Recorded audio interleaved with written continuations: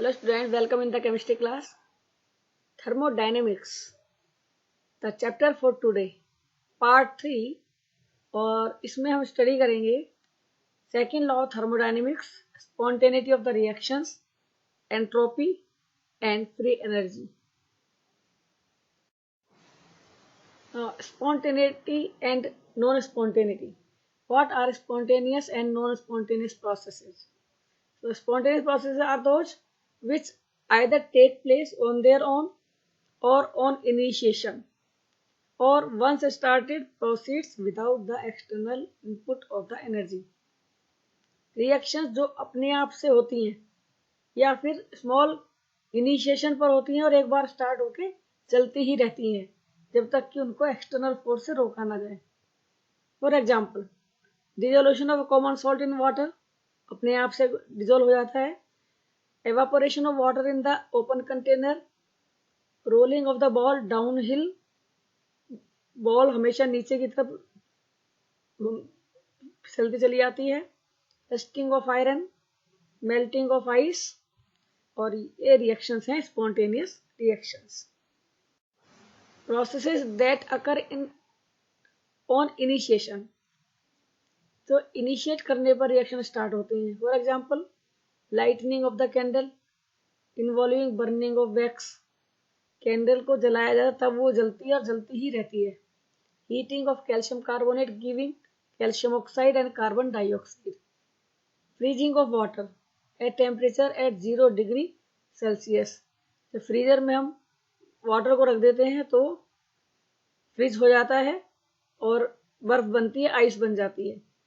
Non spontaneous processes that neither take place on their own nor by initiation, वो reactions जो अपने आप से भी नहीं होती और इनिशिएट करने पर भी नहीं होती, बट इफ स्मॉल इनिशिएशन देने पर अगर वो स्टार्ट हो भी जाती है तो इनिशिएशन हटाते ही स्टॉप हो जाती हैं. For example, flow of water up a hill, कभी भी वाटर हिल्स पे ऊपर की तरफ नहीं जाता. Flow of heat from a cold body to hot body, कभी भी टेम्परेचर कोल्ड बॉडी से हॉट बॉडी की तरफ नहीं जाता है, लो टेम्परेचर से हाई टेम्परेचर की तरफ नहीं जाता है. Dissolution of sand in water, sand कभी भी वाटर में डिजोल्व नहीं होता है. So these are the examples of non spontaneous processes. All natural processes are spontaneous, जितनी भी नेचुरल प्रोसेस हैं जो अपने आप से हो रही हैं, all these are spontaneous reactions and processes. Now question arises, why some processes are spontaneous? So for that, there is some force which is responsible for the spontaneity of the reaction or process, that is known as the driving force. So a force which is responsible for spontaneity of the process is called driving force.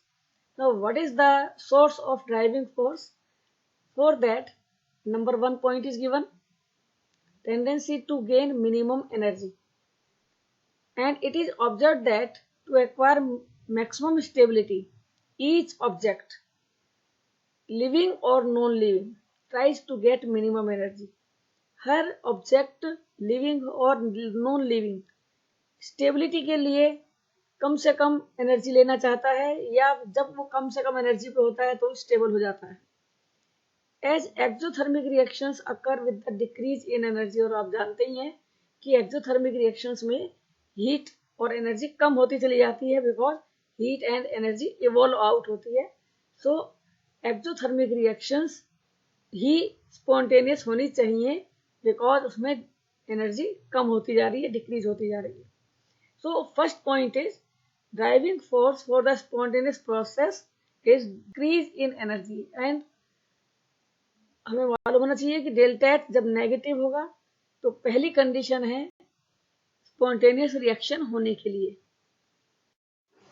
For example, nitrogen या hydrogen form ammonia with delta H negative.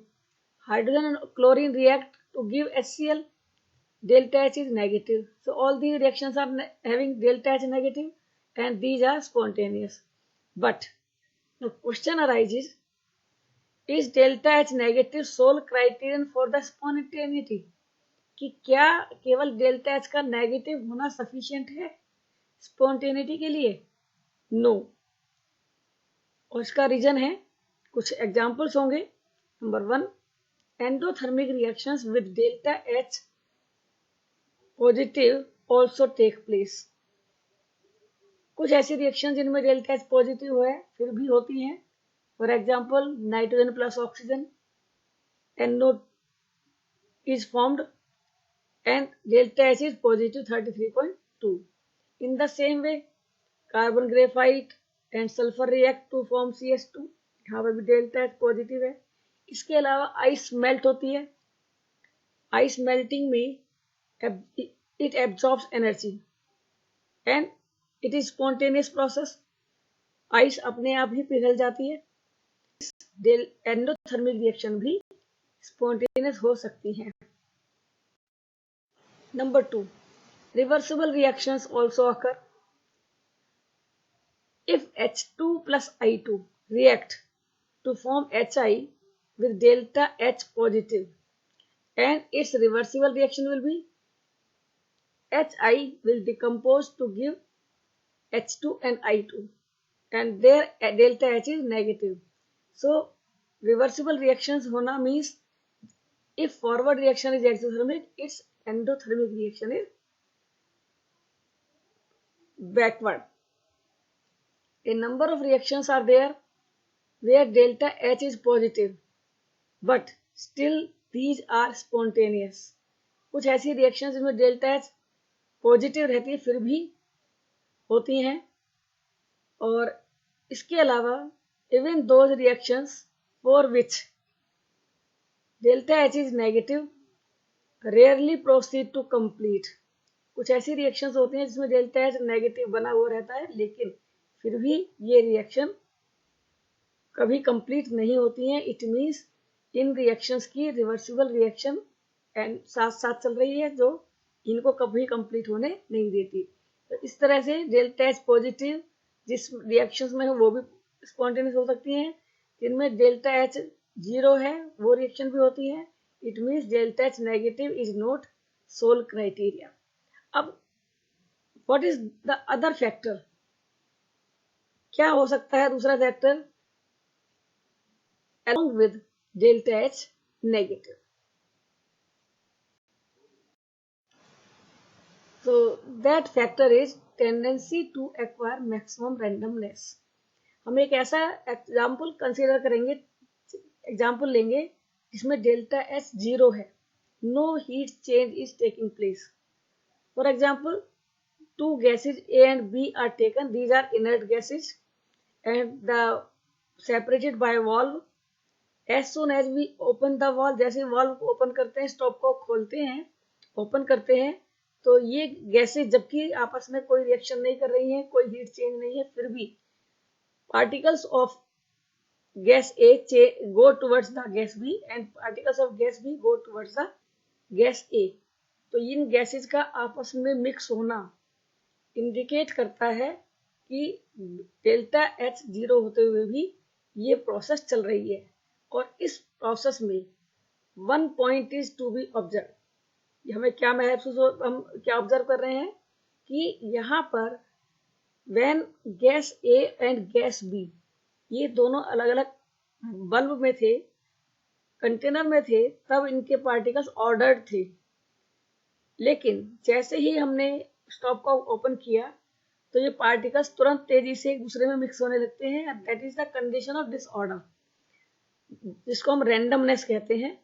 तो इसका मतलब है कि delta H के साथ साथ एक दूसरा फैक्टर है वो है डिसऑर्डर और randomness, which may be responsible for the spontaneity. Driving force is the resultant of E factor and randomness factor. Means total sum of energy factor and randomness factor will decide whether reaction is spontaneous or not. And if energy factor E favors, that is delta H negative, and randomness factor opposes, that is randomness is negative, decreasing. If E is stronger, reaction will be spontaneous, but if it is weaker, reaction will be non-spontaneous. In second case, if randomness factor favors and energy factor opposes, but in this case, the factor which is stronger will decide the spontaneity of the reaction. If E is greater than R, which is opposing, it is greater, so reaction will be non-spontaneous. If E is smaller, weaker, reaction will be spontaneous. तो जो factor favourable है अगर वो strong है तो reaction भी spontaneous होगी. In the same way, if energy factor and randomness factor both oppose, means reaction is endothermic and randomness is decreasing. So reaction will be always non-spontaneous. Reaction नहीं होगी. If energy factor E and randomness factor are both favor, दोनों ही favour कर रहे हैं तो reaction हमेशा spontaneous होगी. इस तरह से हम डिसाइड कर सकते हैं कि वेदर रिएक्शन इज स्पॉन्टेनियस और not. Entropy. Entropy is the measure of degree of randomness और disorder in the system. System में कितना डिसऑर्डर है या कितना रैंडमनेस है, इसे हम एंट्रोपिक टर्म से मेजर करते हैं. Greater the disorder higher is the entropy. जितना ज्यादा डिसऑर्डर उतनी ज्यादा entropy. Entropy can not be measured but change in entropy can be measured. Entropy क्योंकि सिस्टम में जब तक कोई चेंज ना हो तब तक हम मालूम नहीं कर सकते कि उसके अंदर कितनी एंट्रोपी हो सकती है, कितना डिसऑर्डर हो सकता है. Delta S entropy change that can be measured and given by the enthalpy change divided by temperature, and T is the boiling point or melting point in Kelvin. Entropy change is a state function. ये एक state function है और extensive property है. Quantity पर amount पर depend करती है. State function है.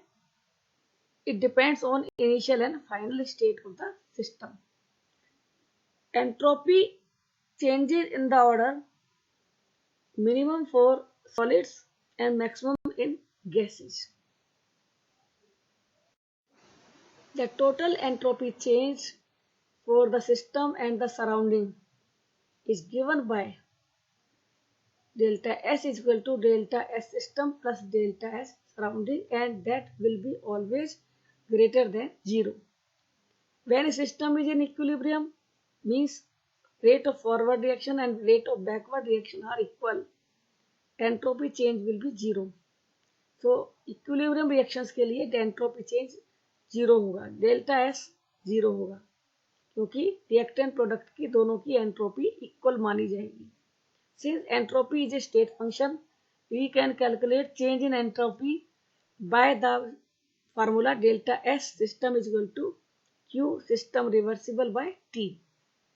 Under isothermal conditions, for reversible and irreversible expansion, for either gas reversible condition हो या इरिवर्सिबल हो और लेकिन टेम्परेचर कांस्टेंट है, in that case delta U is 0 but delta S total is not 0 for irreversible process.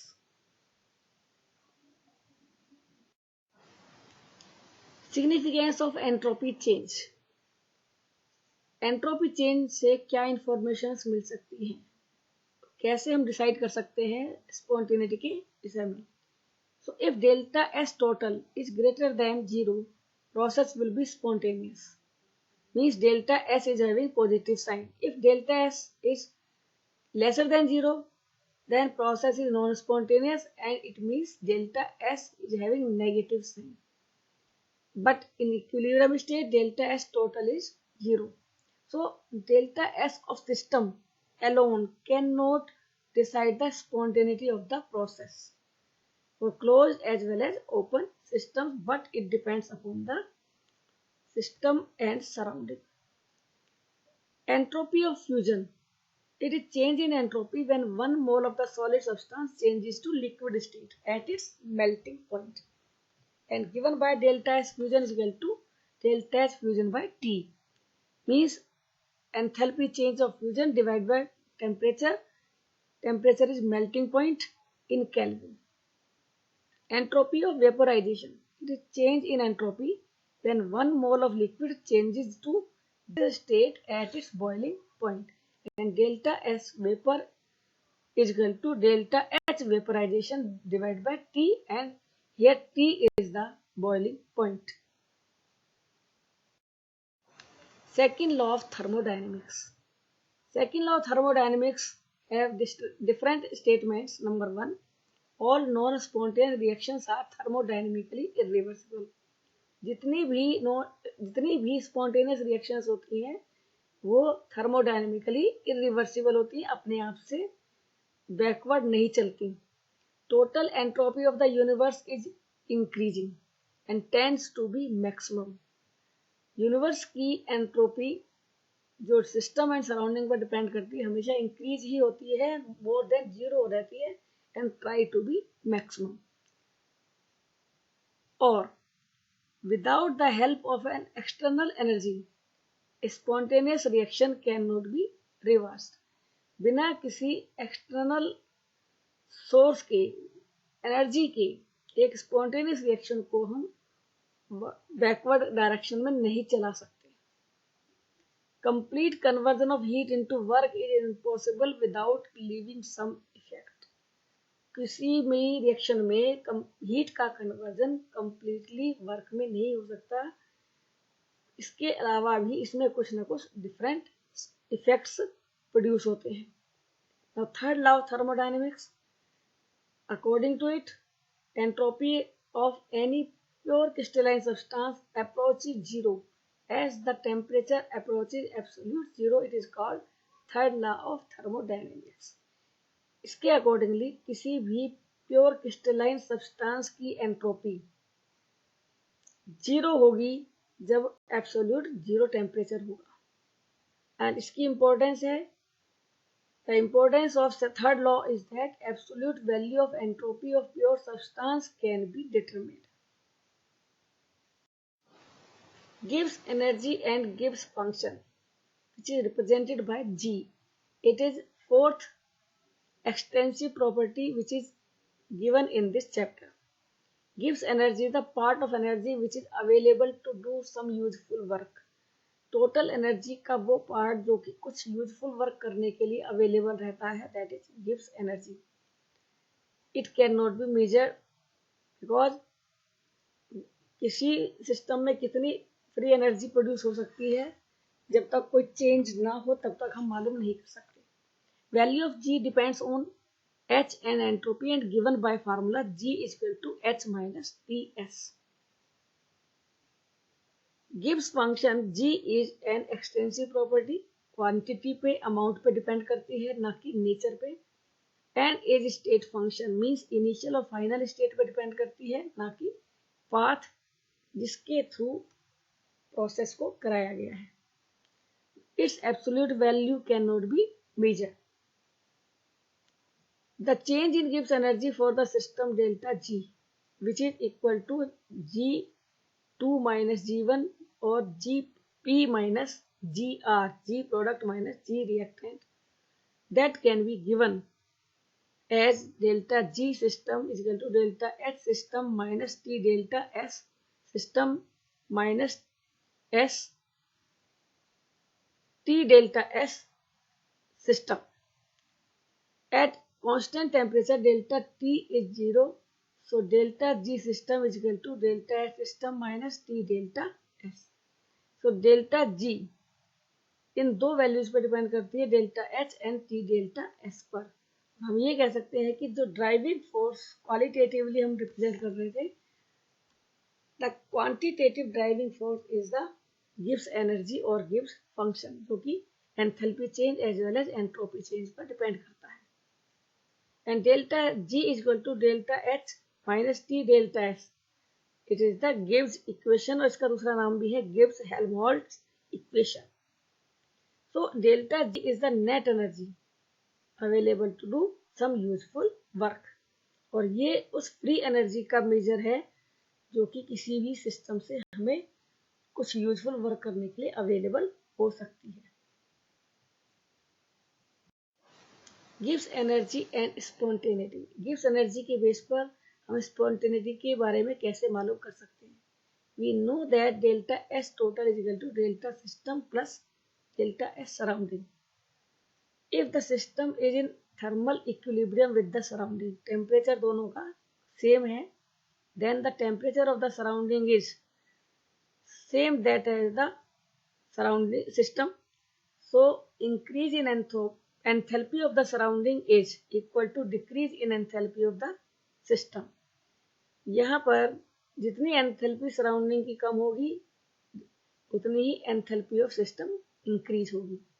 Therefore, entropy change of the surrounding is given by delta S surrounding is equal to delta H by T and equal to delta H system by T. And on calculating delta S total is equal to delta S system plus minus delta H system by T and equal to T delta S is equal to T delta S system minus delta S system. And again on converting the changes, we find that delta G is equal to delta H minus T delta S and minus T delta S total is equal to delta G. So we know that if delta S is positive, then reaction is spontaneous. So minus T delta is delta G will have negative sign.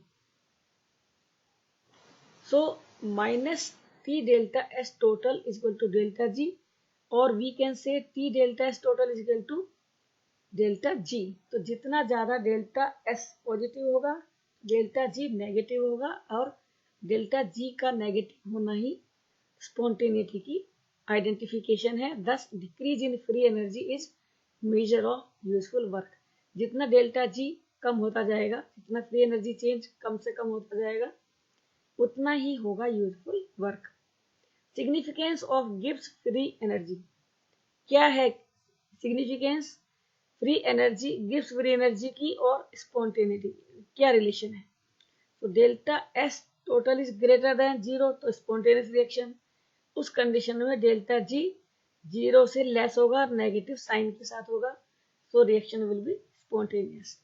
Delta S total है lesser than 0 means in negative sign, reaction non spontaneous है.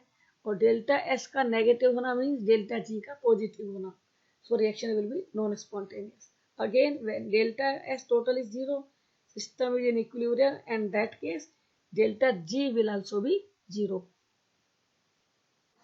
Effect of delta H and delta S on spontaneity. दोनों का combined effect क्या है. So delta G must be negative for spontaneous reaction. That is the condition.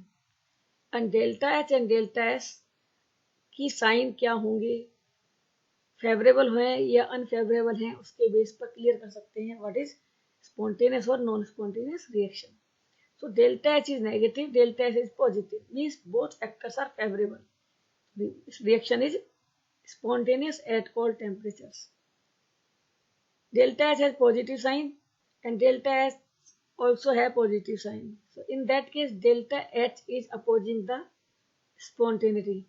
So in that case T must be high so that T delta S is greater than delta H with negative sign, and delta G will be negative, so reaction will be spontaneous. So in that case temperature must be high.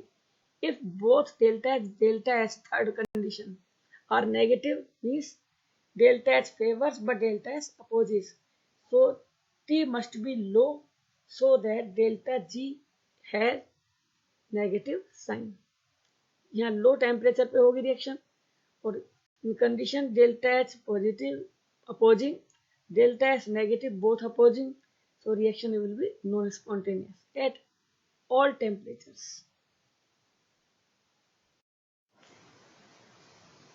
ये table है जिसको कि हम study कर सकते हैं delta H delta S के sign को देखते हुए, और उनको हम जैसे ही डेल्टा एच को साइन के साथ delta G equal to delta H minus T delta H में प्लेस करेंगे, तो हमें अलग अलग कंडीशंस में ये डिसाइड कर सकते हैं कि टेम्परेचर कितना होना चाहिए कि रिएक्शन स्पॉन्टेनियस रहे। Gives energy change and equilibrium. क्या रिलेशन है इक्विलिब्रियम स्टेट से गिव्स एनर्जी चेंज का? तो इक्विलिब्रियम स्टेट एग्जिस्ट करती हैं रिवर्सिबल रिएक्शंस के लिए, जहां पर कि reaction forward as well as backward direction में सेम रेट पर जब होती हैं तब होती है थर्मोडायनेमिक इक्विलिब्रियम स्टेट। और इस कंडीशन में reactants are converting into products and products are converting into reactants. So it means reaction in both the directions should proceed with decrease in free energy. Delta G का negative होना forward as well as backward direction दोनों में होना चाहिए और तभी reaction spontaneous हो सकती है। It is possible only if at equilibrium the free energy of the system is minimum. और ये तभी हो सकता है जब सिस्टम की फ्री एनर्जी मिनिमम हो। So for equilibrium state for example a plus b gives c plus d and in turn c plus d gives back a plus b. So delta g reaction must be 0 for spontaneity of the reaction. Reaction के spontaneous means अपने आप से चलना, reaction का होना। That is possible if delta G is negative, but at equilibrium state it is 0 in value. Gives energy change for the reaction in which all reactant products are in standard state. Then it will be known as the standard Gibbs energy change. Delta G negative not. It is related to equilibrium constant by the equation delta G is equal to delta G plus RT log natural K, but at equilibrium state delta G is equal to 0, so delta G R naught is equal to minus RT log natural K and equal to delta G equal to minus 2.303 RT log K, where K is the equilibrium constant. By placing the values delta G is equal to delta H minus T delta S, that is equal to minus 2.303 RT log K. For strongly endothermic reactions, the delta G or delta G for having negative sign, delta H must be large and positive. The value of in that case will be lesser than 1. Value of K will be lesser than 1 when delta H is large and positive and reaction is not favorable. In case of exothermic reactions, delta H naught is large and negative. So in that case delta G will be large and negative and K will be greater than 1. So reaction can go to near completion. So that is the relation between the free energy change and equilibrium constant. We can discuss the problem on numericals. Calculate delta G for the conversion of oxygen to ozone. Reaction is given. And if Kp for the reaction conversion is given. So we can find out why reaction states are in gas nature. So in place of K, we will take Kp. So we know delta G is equal to minus 2.303 RT log Kp. R is given and Kp is given, P is given. So delta G can be calculated by the multiplication of values by placing in this formula. One more problem. Find out the value of equilibrium constant for the following reaction at 298 Kelvin. Ammonia plus carbon dioxide give urea plus H2O. Standard free energy change is given and the temperature is also given 298 Kelvin. So by placing these values in the formula, delta G naught is equal to negative 2.303 RT log K. K is equal to NT log 2.238 equal to 2.4 10 to the power 2.